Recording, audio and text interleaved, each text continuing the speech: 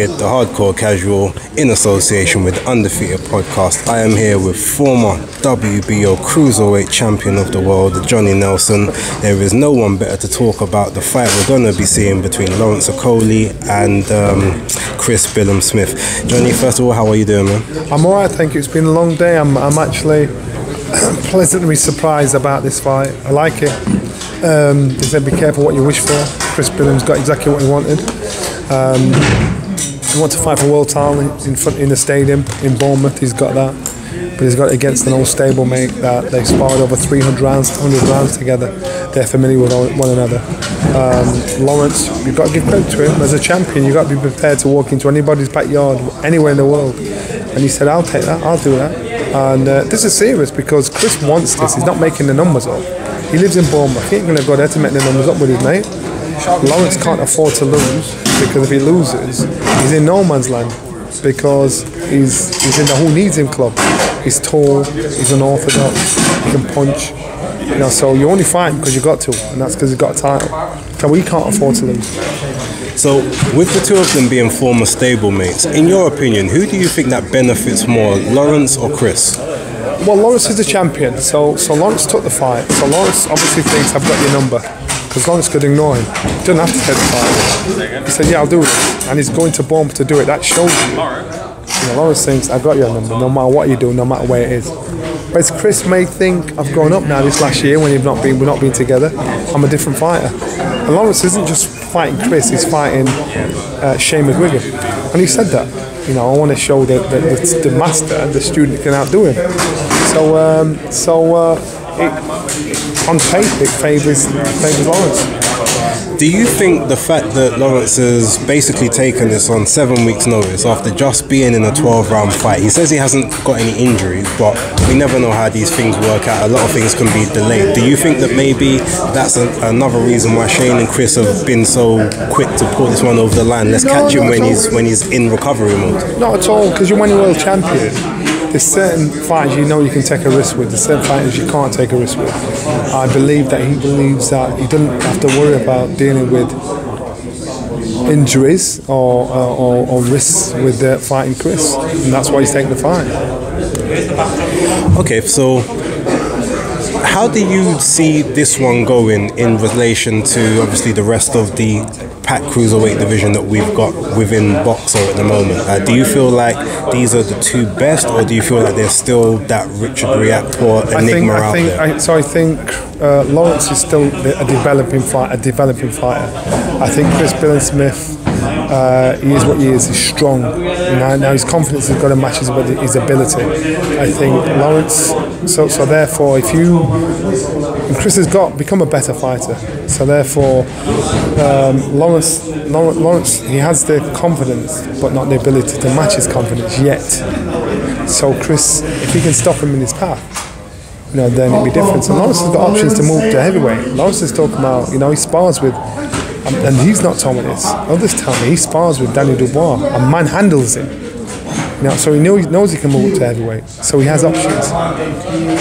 So, do you think that someone like Chris Billam-Smith, who obviously has sparred all these rounds with Lawrence before, but will be able to go mid-range to inside and be able to sort of sit on his chest and not just allow Lawrence to hug and hold, do you think this could be the performance where Lawrence can't get away with some of the same tactics he used to get away with? Without a doubt, because they sparred so often. He knows what he can do, knows what he can't do. He knows where to keep Chris, and Chris knows where he needs to be. Chris knows he shouldn't stay long with Lawrence, because Lawrence will get caught on the end of the shot. He knows to stay just inside punch range to get there. Lawrence has got to keep him off. And so therefore they know the weakness and strengths of each other, and that's what Shane will work with. That's what this is now Lawrence's head.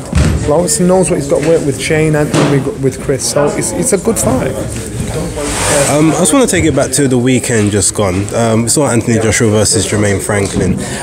What was your opinion on the fight, I guess, when it was made, and then basically what you made of his performance and just the fight in general and the fight night?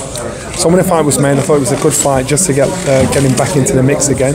Even though I said I think he should, actually have a year out to get his mind set for what he wants, and he can afford to do that because he's not been in a tough career. but he didn't. So they chose Franklin. So it's a good yardstick to test how he does with Franklin in regards to Dillian Whyte. Again, it's just measuring, see how they go with him. So Franklin, you've got to give credit to Franklin. Put some spick on the back of his name, because Franklin, fast hands. You know, he's unbeaten bar one against Dylan. So therefore, it was just a good measuring stick. I think AJ made the fight harder than what it should have been. And when he made it harder than what it should have been, that's where the problem lies. So now it's a case of his desire.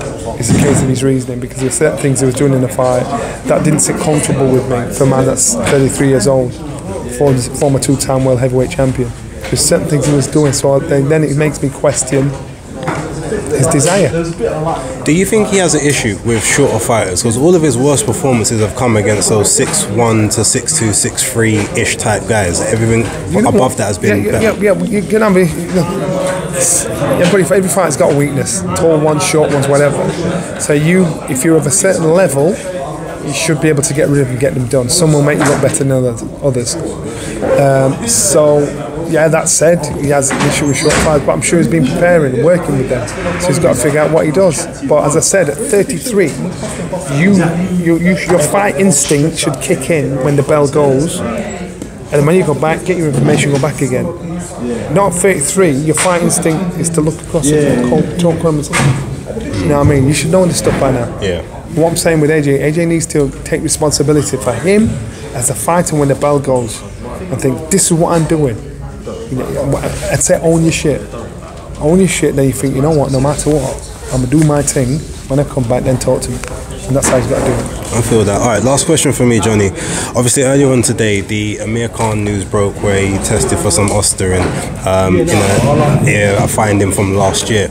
Now, what I basically want to ask you, and this isn't about whether PEDs enhance your performance, because I know you've said many times you fought people been on PEDs and you beat them. It doesn't make you a better fighter.